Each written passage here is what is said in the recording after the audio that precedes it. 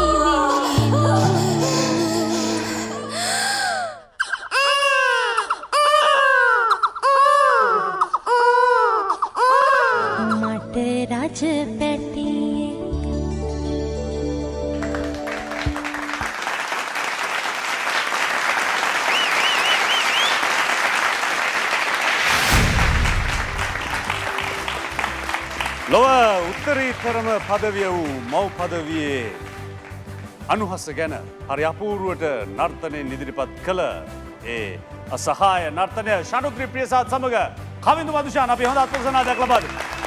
ඇයි මෙවැනි මං හිතනවා මේක ලොකු රිස්ක් එකක් අපි ගත්තොත්.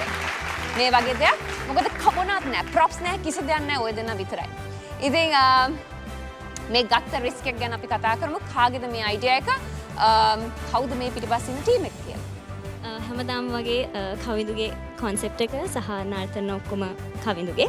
මේක ඇත්තටම කරේ මතක් කරන්න ඕනේ මගේ ලොකු අක්කා ඒ වගේම මගේ ලොකු අක්කා වගේම මේ වෙලාවේ මව් පදවිය ලබන්න බලාපොරොත්තුවෙන් ඉන්න මේ නර්තනය බලපු නොබලපු මේ රටේ ඒ වගේම රටින් පිට අපිට ආදරය කරන හැම කාන්තාවකටම ඉතින් මම හිතනවා අපි දෙන්න සාර්ථකව නර්තන ඉදිරිපත් කරන්න ඇති කියලා. හොඳයි අපි එහෙනම් බලමු අපේ ආදරණීය ගෞරවනීය විනිශ්චය මණ්ඩලයේ කොයි වගේ අදහසක්ද දරන්නේ කියලා. යුරේනි අපි මුලින්ම දිල්හානි එකනායක මහත්මියගෙන් ඔව් මොකද මව් පදවිය ගැන ඇයට වඩා හොඳින් වෙන කවුද දන්නේ නේද? මට කියන්න තියෙන්නේ මේකේ සංකල්පය අදහස. ඒක ලේසියෙන් කෙනෙක්ගෙන් එන්නේ නැති අදහසක් මේක. සාමාන්‍යයෙන් කෙනෙකුට හිතෙන්නේ නැති සංකල්පයක් තමයි තෝරගෙන තියෙන්නේ. ඒ සංකල්පයේ තුල තියෙන කවදාවත් නොදැක්කා වගේ අදහසක් මගේ හිතේ තියෙනවා. දැන් ඒකට ගත්ත නර්තනය ගත්තොත් ඒ නර්තනය මම ওই දෙන්න තුලින් දැකලා තියෙනවා. කියන්නේ ওই දෙන්න නටනවා මම දැකලා තියෙනවා ওই විදියට. හිතමුකෝ එහෙම ඒ හැඩතලේ සියල්ල එහෙම තියෙනවා. හැබැයි මෙතනදි මම වැඩිපුර මුල් තැන දෙන්නේ සංකල්පයට. දැන් මගේ හිත ගත්තේ ලොකුවටම සංකල්පය.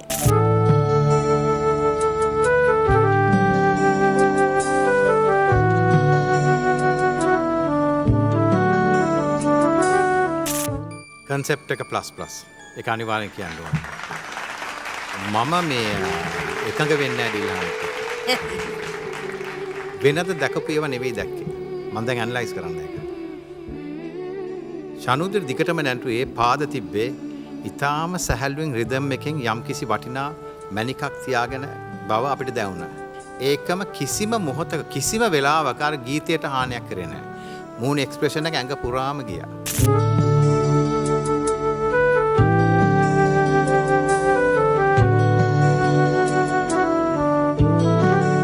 මූව්මන්ට් එඩියුකේෂනල් පැත්තට බර ඇක්ට් එකක්. ඒ කියන්නේ ඩාන්සර්ස්ලට බැලිය යුතු ඇක්ට් එකක් එක්ස්ප්‍රෙෂන් එකට මූව් එකක් යූස් කරන විදිය. ඒ හින්දා මම මේක ආධ්‍යාත්මික පැත්තට බරයි. well done.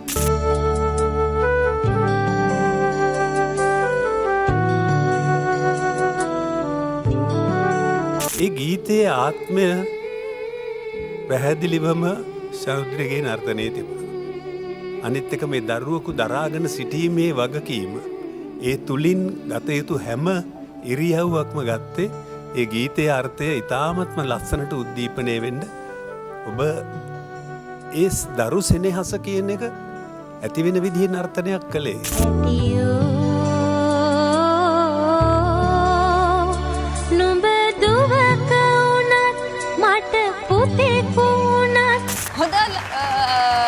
ෆීඩ්බැක් එකක් හම්බුණා අද විනිශ්චය මණ්ඩලයෙන්. මම හිතන්නේ ඔබගේ නිර්මාණශීලී ඒ සංකල්පයට බලමු අද ලකුණු දවසේ කොහොමද කියලා.